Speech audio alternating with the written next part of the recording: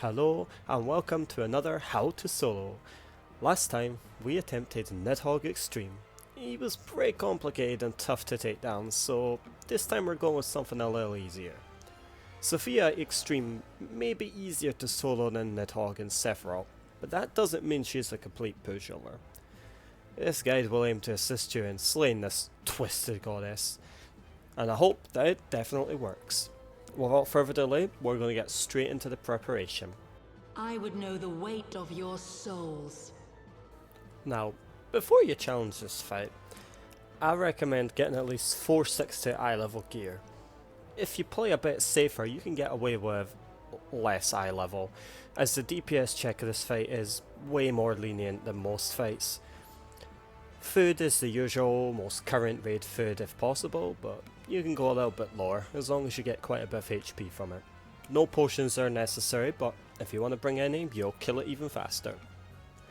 Lastly, I recommend you familiarise yourself with Paladin's rotation.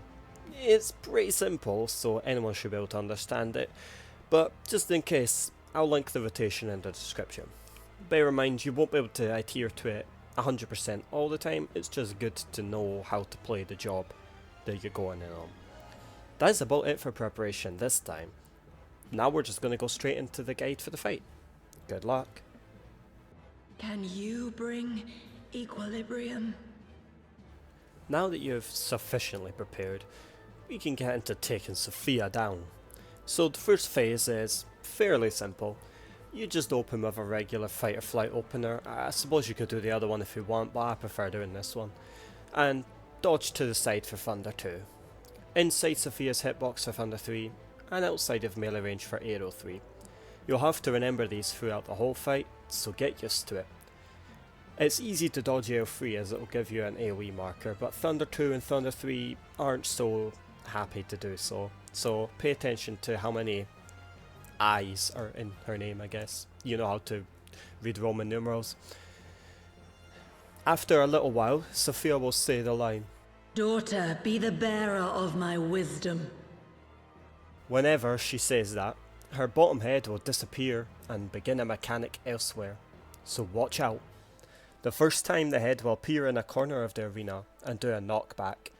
You can arm's length this since it's the only one for quite a while, but if you want to do it correct way, simply stand right in front of the head so it knocks you to the other corner of the arena. When you're progging this, I recommend practicing doing it the correct way, but for uptime, I would also recommend using arm's length. You'll see about 3 of these, and you'll have to do one of them normal, so whichever one you decide you want to do normal, then yeah. Or I guess you might have to do all 3 normal, depending on if you arm's length the sides. That's up to you. After the head knockback, Sophia will begin standing higher with like a cloudy effect around her. This means she's about to use her tank buster, so mitigate it well. You don't need to over mitigate, it doesn't do a massive amount of damage, and the first one isn't so dangerous. I just used Rampart or Shiltron on this one. But beware, the true threat of the tank buster is actually the debuff that applies. This debuff lasts about 18 seconds and will make you take significantly more damage from every single one of Sophia's attacks. Also, the buster will do a small knockback too, so don't be at the edge. Hallowed Ground does absorb the debuff if you get hit by her tank buster with it on. However, you only get about 1 or 2 off in the fight depending if you hallowed this one or not. Watch your health and clemency accordingly. You'll have to deal with this throughout the whole fight, and it's the one thing that makes this fight hard. Everything else is easy. After a little bit, she'll spawn these black things called Teleos, and tether to 1 or 2 of them, depending on the pattern. When Sophia uses a move, Arrow 3, Thunder 2 or Thunder 3, the tethered Teleos will use the same move. I'll show you both phase 1 patterns here, but keep in mind there'll be more Teleos phases later into the fight, so it's worth understanding how this mechanic works. For pattern 1, she'll tether to 2 Teleos and cast Thunder 3. The remaining 2 will then be tethered and she'll cast Arrow 3. Dodge to Thunder and Arrow accordingly, then move to any Teleos which were tethered during Thunder 3. As you'll see in the video, it's really easy. For pattern 2, dodge the Thunder 2 and Arrow 3 and move to the corner with no teleos. Also, really easy. After this, repeat the prior mechanics not including the teleos until she teleports and summons her minions, the Demiurges. Here, take down the second Demiurge, which is the one that spawns closest to her. Make sure to look away when he casts his ability, and then take down the third Demiurge. Make sure to bring him out of the big ice circle AoE he does so you can get behind him. When he casts Gnostic Rant, that's why you need to get behind him. Finally, take down the first Demiurge. Watch out for his Konomas, they're called. I don't really know if that's how you pronounce them, but yeah. Horizontal Konoma doesn't really matter when you're soloing, it's irrelevant. However, vertical Konoma will knock you back and give you a Vuln stack if you hit him. So if he uses vertical Konoma, just don't attack until his debuff falls off. Once he's about 50% HP, he'll do some weird stack AoE thing. I think it's called Infusion. There's two ways you could deal with this. One, just let it hit you. You'll get zombified, but it shouldn't kill you. I don't recommend this though. I recommend healing yourself up. It will do a lot of damage, but you won't get zombified and you have free reign to dodge the ultimate and the ice. For the transition, place yourself on one of these two squares where I stand on the video. Well, they're like squares with circles on them, nipples if you want to call them. Or wherever won't make you slide west into the ice. As long as you're on this nipple or further to the east, you'll be fine. Just make sure you don't get slid into the ice. So if the ice is like at the northwest where it is on my video, you'll want to be on the southeast area. So third phase is a lot of repeated mechanics, but there are a couple of new ones I'll go over. The first Quasar, as it's called, is just a proximity AoE that lands where you are. So bait it to one side and then run to the other. As you can see, I bait it to the middle-ish, to the middle east, and then run to the west. It's pretty easy. And as you can see, I screw up here after the Thunder 3. But even with this Vuln stack, I still managed to survive the fight. If that doesn't prove that this fight is easier than the rest, I don't know what does. Now, pretty much every other Quasar she'll put tether lines to both sides of the arena. This is her main mechanic for the entire fight. What you want to do is count the lines on both sides. If the number is odd, this slide will be small. If it's even, this slide will be long. The side on you stand on is whichever side has the most amount of tethers. If you have an odd amount, stand on one of the square things you stood on during the transition. If you have an even amount, stand all the way on the edge of the platform. If the number of tethers is equal on both sides, then look at the scales on the outside of the arena. Whichever has a blue meteor is the unsafe side. These are arm's lengthable, so if you're worried or you think you miscounted, you do have a backup. Now for example, if she tethers the west side with 5 tethers and the east side with 3, I don't even know if that's possible, but whatever, that's obviously 8. 8 is an even number, and you would go to the west side because the west side has the most tethers, and you would stand on the edge. So that's pretty simple. Let's do another example. Let's say she had 4 on the west and 5 on the east. That's 9. You would go to the west again, but you would stand on the square nipple things, which will then slide you to the edge where you need to go.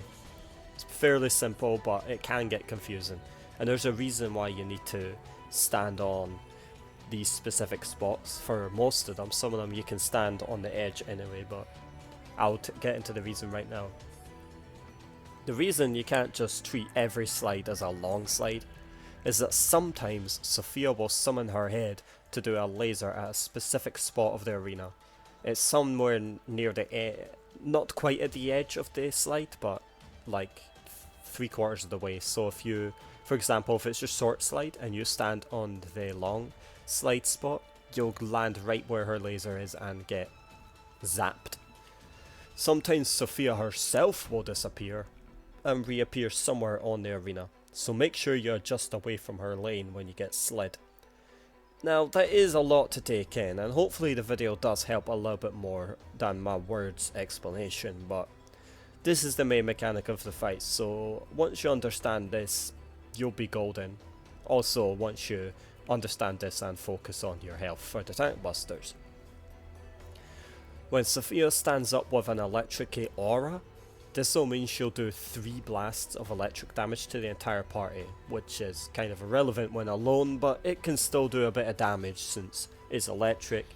You'll most likely have the electric debuff from the tank buster most times, so watch out about that. And she might do the tank buster and the electric back to back in one order or the other. Gotta watch out.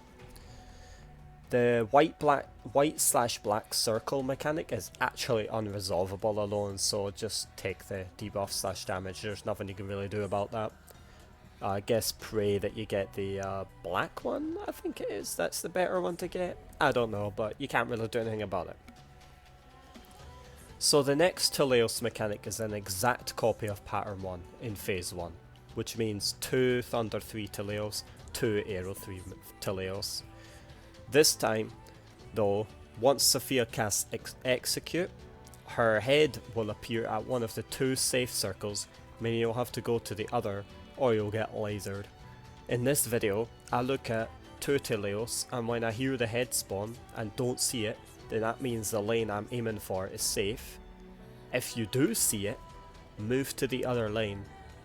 Just a quick note that she'll always tether either the northwest and the northeast with Thunder 3, or the northwest and the southeast with Thunder 3, and then the northeast and the southwest for Thunder 3. And obviously whichever one she doesn't do Thunder 3 on, she'll do Aero 3 on. So you can treat it like Leviathan. If you've ever done Leviathan Extreme, you always look to one side. If you see the water come up, then you know to not run to that side. Repeat mechanics after this and mitigate tank busters until the next Teleo phase. Sometime between the first and second Teleos of phase 3, there will be another head knockback, so watch out for that. Remember the call out. Daughter, be the bearer of my wisdom. Teleos 2 in this phase is similar to pattern 2 in phase 1, but with minor differences. So head kinda close to one of the corners with no Teleos, but leave room for a tank buster knockback and Aero 3 dodge. As you can see in the video, I cut it real close. You might not want to cut it as close as I do. Dodge the Thunder 2 and then the Aero 3, and stay around here until you see Quasar cast. Once you see the proximity AoEs pulsing, run all the way to the complete opposite corner. So for me it's northwest since I was in southeast. Or something like that, I don't know, maybe I got turned around, but it doesn't really matter. Make sure you prepare for another tank buster before the execute. This one can easily catch you off guard since it comes kind of close after the last one. But not close enough for the debuff to still be on when you get hit, don't worry. The debuff will be gone before the next hit. Sometime after the second Teleos, there will be yet another head knockback, so don't forget about this when you're this close to slaying the beast. She should die around here, but I believe there might be another Teleos set before Enrage. I'm not entirely sure since I think I've been there before, but it's been quite a while, so I kind of forgot, and usually I do kill it around here when I do solo. Anyway, if you do manage to get to it, just use what you learned from the first 3. It'll be roughly about the same. I think it's really similar to the past Teleos, the one that we just did with the Quasar and the 2 tank busters. I think it's similar to that one. And basically, just do that again. If you manage to kill her, then congratulations, you're done. This one's one of the easier ones to farm if you want the mount, or a weapon, or a bead, or music, or whatever you want. Maybe it's Wondrous Tales. I'll vote for Wondrous Tales this week, but I can't be asked doing it. If you're still trying, then good luck. You can do it. Also worth mentioning that 5.2 is extremely close. Like, upon making this video right now, there's like, what, 3 or 4 days till 5.2, so gear levels will make this fight extremely easier if you're struggling with tank buster damage. So, I want to address something.